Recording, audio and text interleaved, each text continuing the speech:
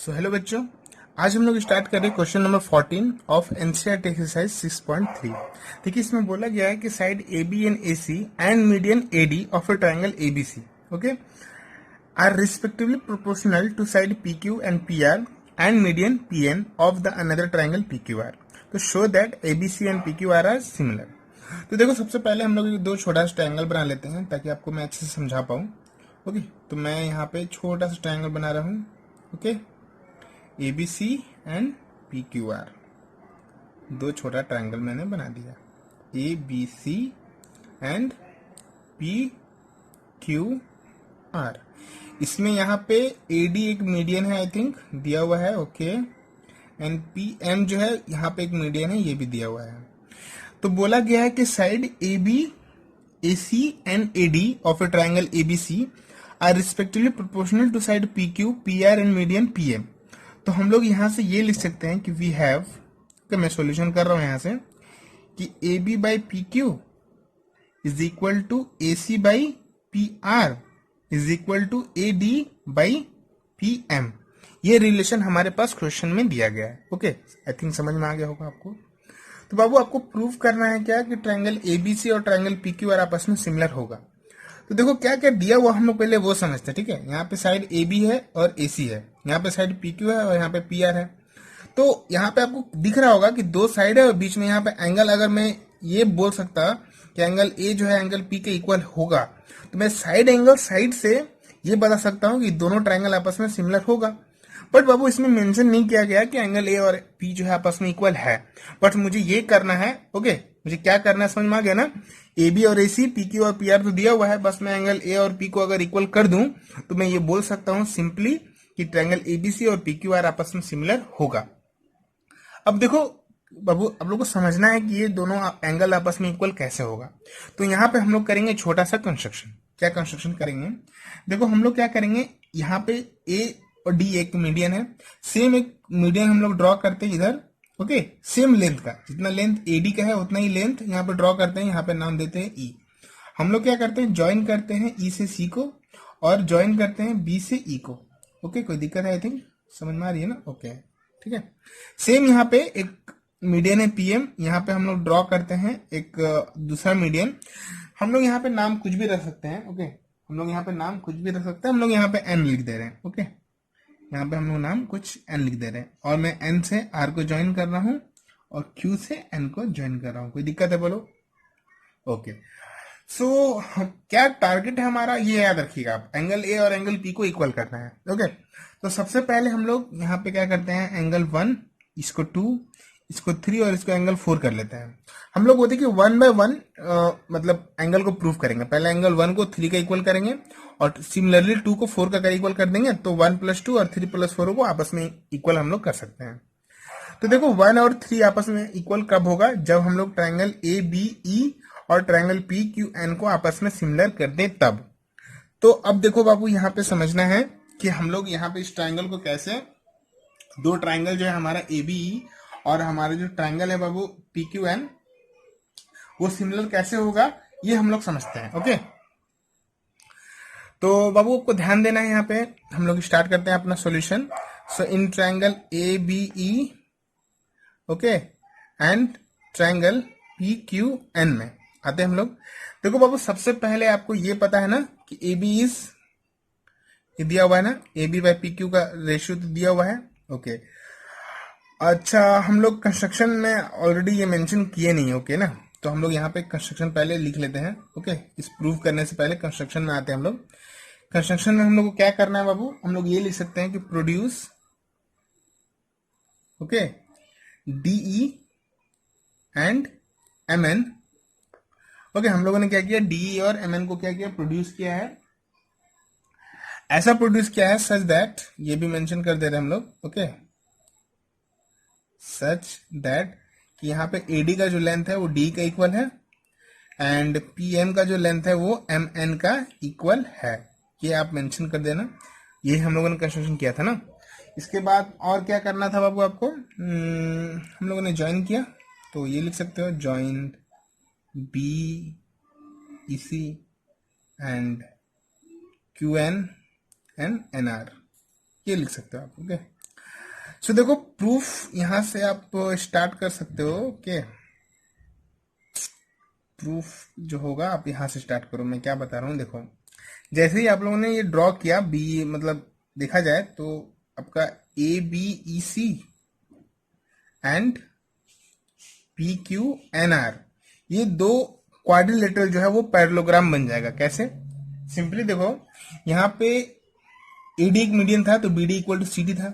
हम लोगों ने एडी और डी को सेम लेंथ का ड्रॉ किया है, तो यहाँ पर इसका मतलब है एडी इक्वल टू डी है।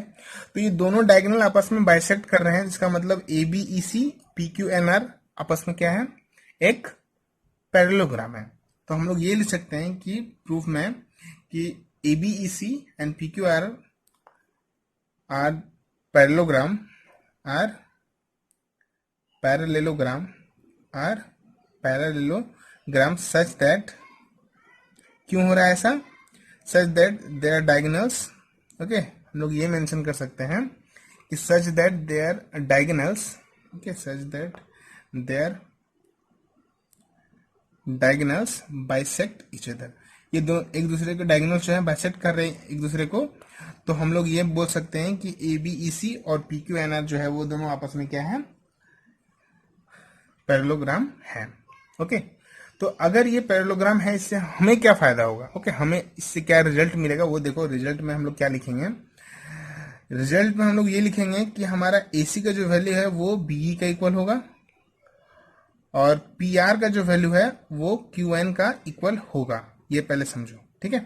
यहाँ पे एसी का इक्वल जो है ये बी इक्वल होगा और इस पी आर का इक्वल जो है ये क्यू एन इक्वल होगा। पहले यहाँ पे समझते हैं, ठीक है, फर्स्ट हाफ में। अगर यहाँ तक आपको समझ में आ गया तो पहले हम लोग अब यहाँ पे आते फिर से वापस, जो हम लोग को ट्राइंगल सिमिलर करना था ए बी और पी क्यू एन। तो देखो बाबू, फर्स्ट रिलेशन तो मुझे पता है कि A B by P Q का रेशियो इक्वल है। अब बाबू यहाँ पे देखो, ध्यान से समझना। ओके, ये A B by P Q जो है वो किसके इक्वल था, A C by P R का। अब इस एसी को हम लोग क्या लिखेंगे बाबू, बी लिखेंगे। अभी हम लोगों ने बताया कि एसी इक्वल टू बी है। और ये पी आर जो है वो किसके इक्वल है बाबू, क्यू एन का, है ना। तो देखो बाबू, A B by P Q जो है वो इक्वल हो गया बी बाई क्यू एन का। इक्वल हुआ क्या, देखो इक्वल हुआ ना। ओके, तो और इसमें क्या आपको रिजल्ट मिलेगा बाबू, देखो A B by P Q equal to हम लोगों ने कर दिया B by Q N. Okay, A B by P Q is equal to B by Q N कर दिया। और इसके साथ साथ आप क्या रिलेशन कर सकते हो, यहां से एक रिलेशन आपको ये मिलेगा। आप जो यहाँ पे एक रिलेशन हमारे पास था कि A B by P Q equal to A D by P N. अब इस ए डी को यहाँ पे देखते हैं, ये रिलेशन 1 है।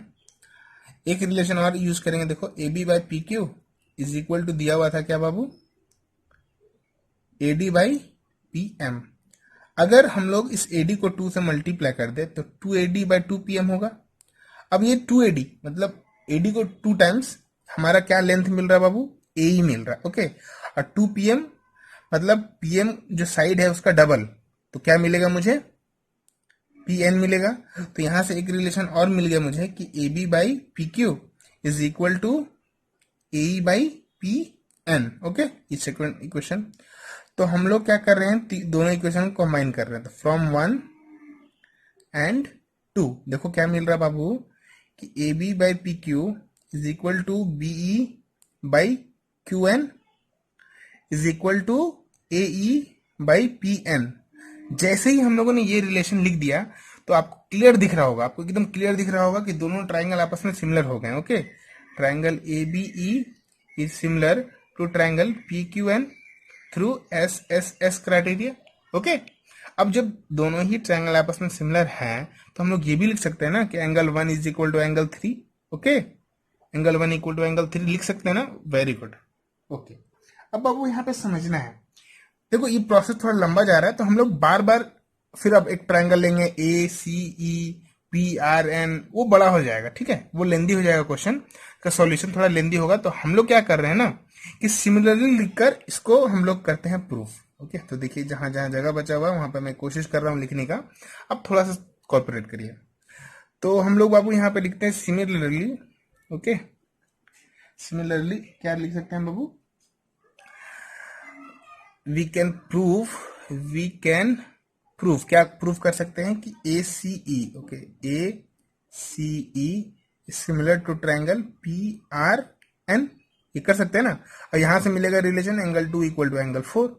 ओके, क्वेश्चन नंबर, ओके ये क्वेश्चन नंबर 2 था, तो ये क्वेश्चन नंबर 3। ओके, ये जो इक्वेशन आया था 1 इक्वल टू 3, इक्वेशन नंबर 3 था, और इसको इक्वेशन नंबर 4 कर ले रहे हैं। ओके, समझ में आ रहा है ना आपको? ओके, अब यहां से हमारा क्या काम होगा, देखो equation number 4 and 5, okay 3 and 4, okay sorry 3 and 4, हम लोग 1 प्लस 2 को ऐड करेंगे और एंगल 3 प्लस 4 को ऐड करेंगे। तो देखो बाबू, एंगल 1 प्लस 2 एंगल ए आएगा, एंगल 3 प्लस 4 एंगल पी आएगा। तो अब देखो angle A equal to P आ गया, जो मुझे चाहिए था वो आ गया।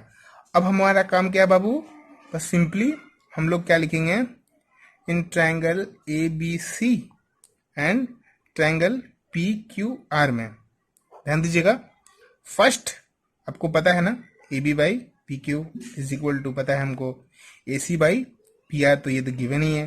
और सेकंड पॉइंट जो है angle A equal to angle P आ चुका, तो हम लोग लिख सकते हैं कि triangle A B C is similar to triangle, या यहां लिखते हैं similar to triangle P Q R through S angle A.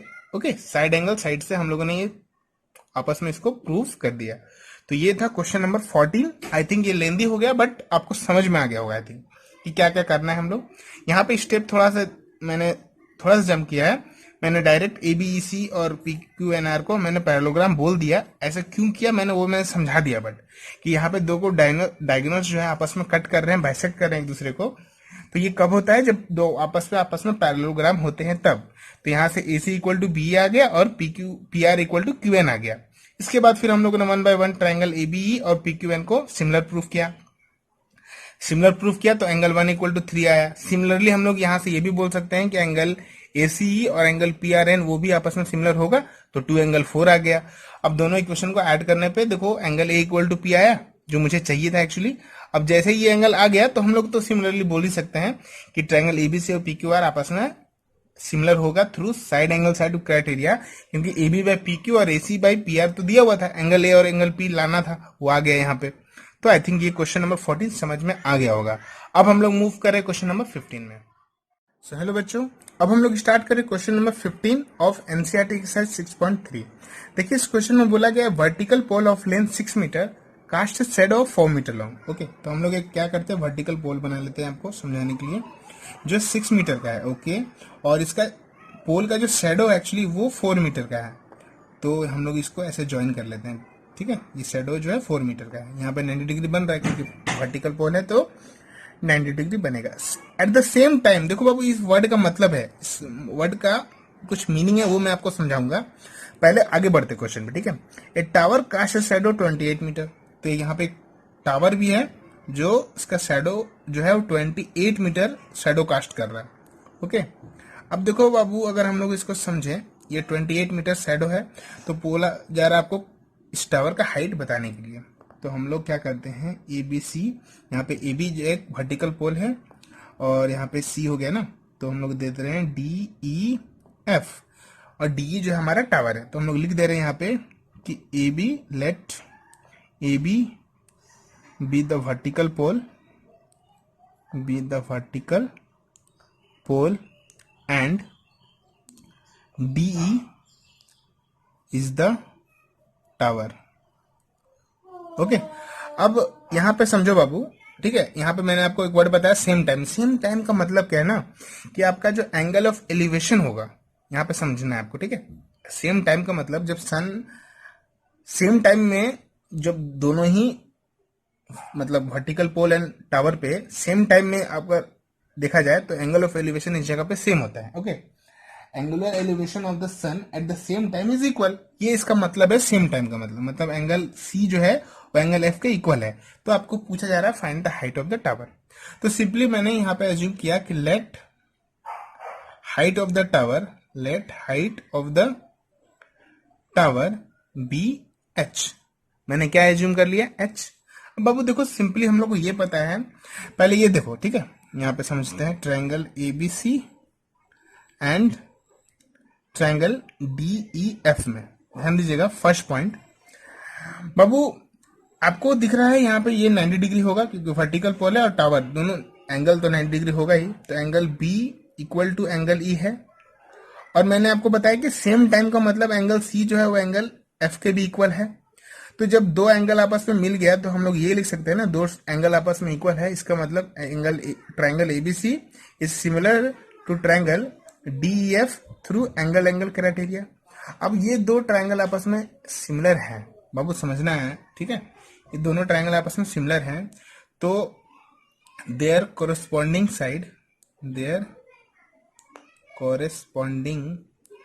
Sides are proportional. ये तो हम लोगों ने पढ़ा है ना, जब दो ट्रायंगल आपस में सिमिलर होते हैं तो उनके साइड्स जो है प्रोपोर्शनल होता है। तो हम लोग ये लिख सकते हैं कि AB by BC is equal to DB by EF, या ऐसे लिख सकते हो कि AB बाई DE। ओके, यहाँ ऐसे कर सकते हो AB by DE equal to BC by EF। Okay, ऐसे भी लिख सकते हो ना, AB by DE equal to BC by EF। Okay, अब AB का लेंथ कितना है बाबू 6, D का लेंथ कितना है H नहीं पता। ओके, BC का लेंथ 4 है और EF का वैल्यू 28 है। तो बाबू यहाँ से ओके, यहाँ से H कितना आएगा बाबू, तो 6 into 28 is equal to 4 into H। 4 के टेबल से इसको काट दो 7 बार में, तो आपका H का वैल्यू कितना आ गया बाबू, 42 आया क्या, देखो 42 मीटर। ओके, तो ये था क्वेश्चन नंबर 15। ओके, ये था क्वेश्चन नंबर 15 और आई थिंक एकदम क्लियर हो गया होगा कि ऐसे क्वेश्चंस को हम लोग कैसे बनाएंगे। तो अब हम लोग मूव करें लास्ट क्वेश्चन, क्वेश्चन नंबर 16 में। सो हेलो बच्चों, अब हम लोग स्टार्ट कर रहे हैं question number 16 and the last question of NCERT exercise 6.3। So बाबू देखो, इसमें दिया गया है कि if AD and PM are the medians of triangle ABC and PQR। तो हम लोग पहले एक फिगर बना लेते हैं ताकि आपको अच्छे से समझा पाऊँ मैं। ओके, सो बाबू देखो, यहाँ पे दो ट्रायंगल है ABC एंड दूसरा जो ट्रायंगल है वो होगा PQR। Okay, PQR ABC। Okay, दो ट्रायंगल है। इसमें बोला गया कि AD और PM जो है वो मीडियंस हैं। Okay, AD and PM। Okay, D को थोड़ा सा मुझे इधर करना था बट कोई नहीं, चलो। AD एंड PM जो है वो मीडियंस है उस ट्रायंगल ABC और PQR का। तो इसके साथ ये भी रिलेशन है हमारे पास कि ABC एंड ट्रायंगल PQR जो है सिमिलर है। तो अब हम लोग यहाँ से स्टार्ट करते हैं अपना। वी हैव, हम लोग क्या पता है कि ट्रायंगल ABC जो है सिमिलर है ट्रायंगल PQR का। तो ये जब होता है तो मुझे क्या पता है कि AB by PQ is equal to BC by QR is equal to AC by PR होगा ऐसा। ओके, ये ऐसा रिजल्ट होता है, मुझे पता है ना। Okay, very good. देखो बाबू, क्या प्रूफ करना है पहले वो आप उधर ध्यान देना है मुझे, ठीक है। मुझे प्रूफ करना है कि AB बाई PQ का जो रेशियो है वो AD बाई PM के रेशियो के इक्वल होगा। तो मुझे इस पॉइंट को प्रूफ करने के लिए मुझे ट्रायंगल ABD और ट्रायंगल PQM को सिमिलर प्रूफ करना होगा, पहले ये समझना है। ओके, तो देखो बोला गया कि AD और PM जो है मीडियन है। ओके, AD और PM जो है मीडियन है, तो हम लोग यहाँ पे देखो BC को हम लोग 2BD भी लिख सकते हैं और यहाँ पे QR को हम लोग 2QM भी लिख सकते हैं। ओके, पहले ये समझ लो, ये होगा क्योंकि मीडियन है। तो हम लोग पहले यहाँ पे आते हैं। Okay, AB by PQ, BC के जगह पे क्या लिख सकते हैं बाबू, देखो तो 2BD और QR का जगह पे क्या लिखेंगे 2QM। 2 कैंसिल होगा तो बाबू आएगा आपका AB by PQ is equal to BD by QM, ये आ गया ना। Okay, AB by PQ is equal to BD by QM। अगर मैं, अच्छा और एक चीज, वेरी गुड, वेट, यहाँ पर ट्रायंगल ABC PQR अगर सिमिलर है तो ये भी रिलेशन तो है ही ना इसके साथ। देखो एक रिलेशन ये भी रहता है कि एंगल A जो है वो P का इक्वल है, एंगल B जो है वो Q का इक्वल है और एंगल C जो है वो एंगल R का इक्वल है। तो बाबू देखो, ये AB बाई PQ, ओके, ये AB by PQ BD by QM है और ये एंगल B और एंगल Q तो दिया हुआ ये इक्वल है। तो अब हम लोग आते हैं यहाँ पे कि in triangle ABD and triangle PQM में, ओके, फर्स्ट यहाँ पे ये जो रिलेशन है ये मिला मुझे कि A B by P Q is equal to B D by Q M. जो सेकंड पॉइंट है वो हो be angle B is equal to angle Q होगा ना ऐसा। जब आपको दिख रहा है कि दो साइड है और बीच में एक एंगल भी है, तो हम लोग इससे ये रिजल्ट बोल सकते हैं कि ए बी डी जो है वो सिमिलर होगा ट्रायंगल पी क्यू एम का थ्रू साइड एंगल साइड। अब इससे क्या मिला मुझे, इससे ये में रिजल्ट मिलेगा कि जब दो ट्रायंगल आपस में सिमिलर होता है तो उनके साइड्स आपस में प्रोपोर्शनल होता है। ये हम लोगों ने पढ़ा है। तो बाबू A B by P Q is equal to हम लोग ये लिख सकते हैं कि A D by P M होगा और equal to B D by Q M तो दिया ही है। ओके, ये तो रिजल्ट है ही, और इसके साथ A D by P M भी आ गया। तो मुझे यही प्रूव करना था कि ये दोनों आपस में इक्वल होगा। तो ये ऑलरेडी आपको समझ में आ गया होगा कि कैसे हुआ। ओके, जब दो ट्राइंगल्स आपस में सिमिलर होते हैं तो there corresponding sides are proportional. तो A B by P Q equal to A D by P M equal to B D by Q M. Okay, तो ये था question number 16, the last question of NCERT exercise 6.3। अब हम लोग next video में start करेंगे exercise 6.4। So thank you for watching. अगर ये वीडियो आपको पसंद आया तो प्लीज इस वीडियो को लाइक करो, शेयर करो एंड सब्सक्राइब करना ना भूलना, ताकि ऐसे इंटरेस्टिंग वीडियो आप तक पहुंचती रहे।